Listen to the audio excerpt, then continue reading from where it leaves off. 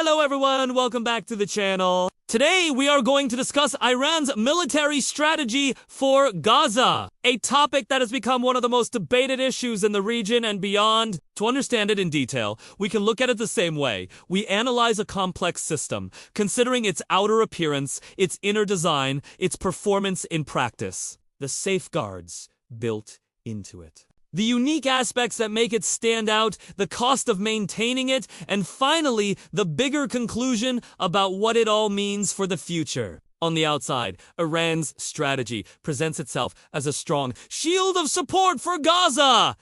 It is carefully crafted to show the world that Iran is committed to backing the Palestinian cause, not just through words, but with real material aid. The exterior image is one of defiance against Israel and the West, showing that Iran is capable of projecting power far beyond its own borders. Weapons, shipments, advanced drones, missiles, training, and intelligence support all form part of this external layer. It is designed to communicate that Gaza is not isolated, and that Tehran stands behind its resistance, even if the rest of the world condemns it. At the same time, this exterior brings with it a spotlight of criticism and sanctions. As countries in the West and Israel see this as a destabilizing influence, when we take a look at the interior, things are far more discreet and calculated. Iran does not directly enter the conflict, but instead builds a network of proxy relationships. The core of the interior lies in its connections with groups like Hamas and Palestinian Islamic Jihad.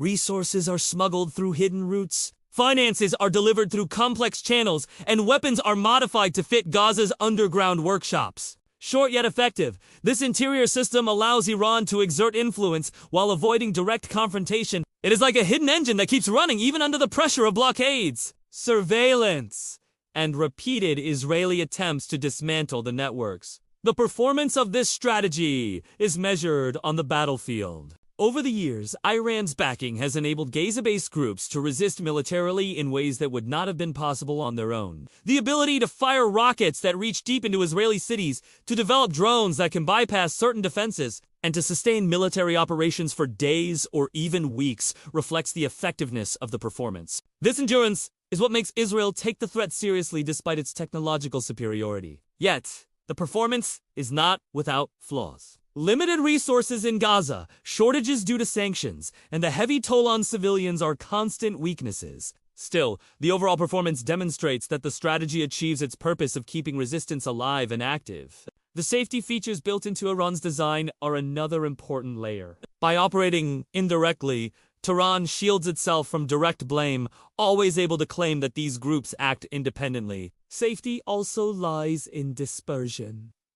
Weapons are hidden underground. Tunnels serve as protected routes, and mobile systems make detection harder. This makes it more difficult for Israel to completely neutralize Gaza's capabilities in one strike. These safety measures do not eliminate the risks, but they provide enough cover to keep the networks functioning despite overwhelming surveillance and superior enemy technology. What makes Iran's approach unique is not just military support, but also ideological and political commitment. Unlike some regional actors that offer limited or temporary help, Iran has built a reputation for consistent support across decades, even when under its own heavy sanctions. This long-term commitment has given it a unique selling point in the eyes of resistance groups. Another unique feature is the adaptation of technology rockets and drones adjusted for Gaza's specific conditions, covert communication methods, and strategic patience in sustaining the cause. More than anything, Iran's unique selling point lies in its persistence, the message that Gaza will not be abandoned no matter the global pressure. The price of this strategy, however,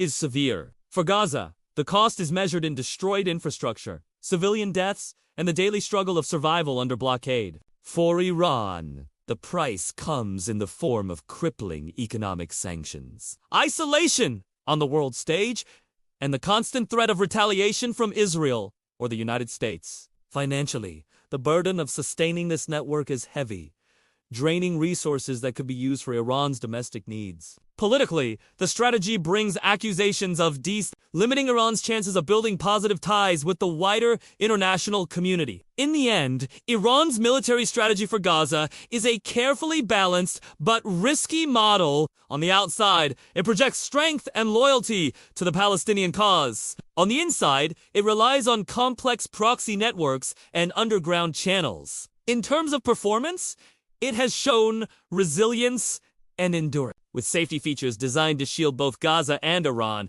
from total collapse. Its unique appeal lies in its consistency and ideological drive, while the price is enormous for both Gaza and Iran. The conclusion is that this strategy ensures that resistance remains alive, but it also guarantees that the cycle of conflict continues, leaving both sides in a state of tension and uncertainty with no easy solution in sight.